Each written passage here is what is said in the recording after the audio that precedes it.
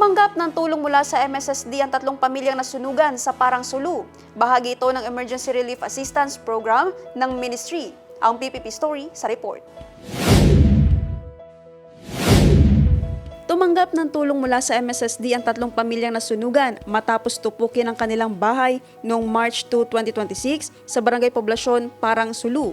Isinagawang pamamahagi ng tulong noong March 4, 2026 sa Barangay Hall ng Poblasyon, Parang, kung saan bawat apektadong pamilya ay nakatanggap ng cooking kit, dignity kit, sleeping kit at welfare goods na naglalaman ng 25 kilos ng bigas, canned goods at instant coffee bilang paunang tulong.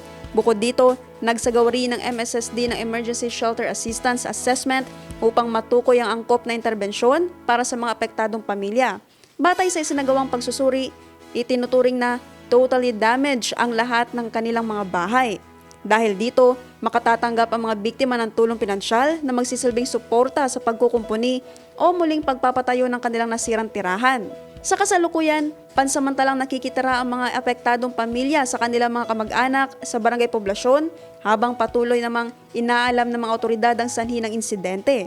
Ang nasabing interbensyon ay bahagi ng Emergency Relief Assistance Program ng MSSD na naglalayong magbigay ng agarang suporta sa mga komunidad sa Bangsamoro na apektado ng iba't ibang uri ng sakuna at krisis, natural man o dulot ng tao.